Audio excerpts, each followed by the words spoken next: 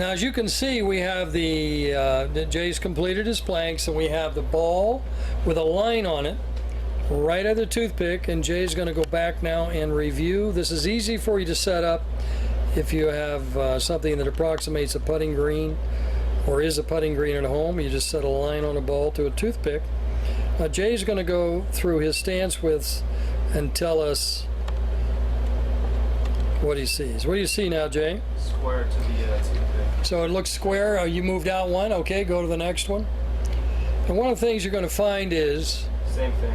It still looks good. Mm-hmm. Jay's telling us now that the line on the ball is intersecting the toothpick at every width, right? Yep. Same. That looks good. I'm gonna go to an unmarked spot, right? Yeah. Now, once you've done the planks, you've covered the core. Same thing. So you can even go to 2 spots on your yardstick or tape, whatever you're using with the 9 core regions, go into the numbers in between, and you'll see they all have the same effect. Now let's see how Jay's hands look. So go ahead and raise your hands up, Jay, at any region there. And you can see how square. Remember his, which hand, left hand was higher than the right? Yeah, okay, Jay, I'm going to leave this up.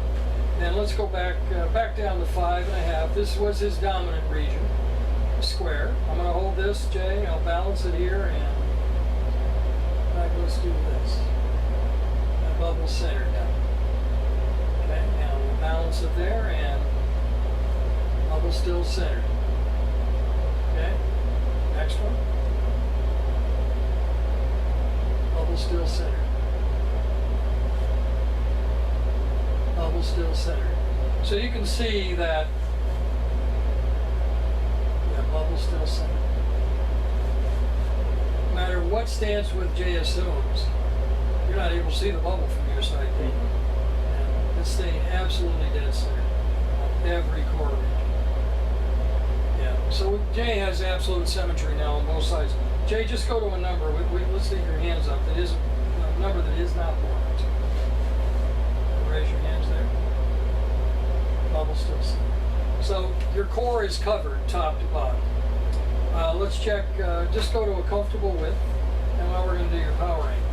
So rotate your palms forward. You'll recall Jay had, just stand tall, had 4 degrees of difference before, right? 4 degrees, yeah. Okay. So this angle becomes important through the core, through the body as a measure, and we're all different. Measure of range of motion. So that bubble is centered here. That's going right down his forearm, and we have 161 on his right hand. And the bubble centered perfectly right there, and it is identical.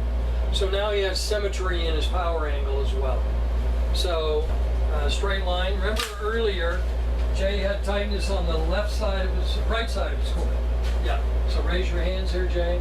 And now we see that his hands are absolutely, let's use that bubble again. That bubble is absolutely square. So Jay, go ahead and walk with your hands up, just stop when you want. Feels comfortable. And that bubble is absolutely centered again. So Jay has no tension in his core whatsoever when he's walking. He's not going to fatigue earlier than normal. With your hips rotated in one direction more than the other, you're going to fatigue because you're putting more stress on one side of your body. Those muscles are going to weaken quite soon. Dr. Mickey Melman. Dr. Melman is team physician for the Dodgers, the Kings, the Rams, the Lakers. He's still with the Kings. Likened the core and the spine to a tent pole that's supported by ropes. And if you look at the core muscles as being the ropes, they're going to be tighter on one side and they're going to be loose on the other, causing fatigue of those that are being stressed the most. So I think it's a great analogy from walking to whatever you're doing and seeing and looking at the core. Okay, we're going to test power at, remember Jay this is the area he had symmetry and he had power in, push, and I can't budge him down. Go to the next number. So we're going through the core now. Ready? Push. I can't budge him. Okay. You feel the strength? Yep. Yeah, I can't move you at all. My feet feel glued in. Yeah. Go ahead and go one or two more here. This is a way you can test your power. Pushing down, and if I pull down here, you can see the strength. Go ahead and take. I'm going to pull down. I can't pull down, and he can push, and he can actually bring my arm down. That way. You feel the difference in the strength.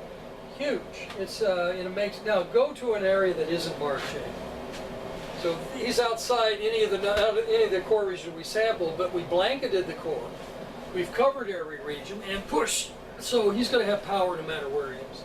It's not just about the 9 numbers marked. The 9 numbers marked simply we've mapped the core, and we know we can recruit from those regions.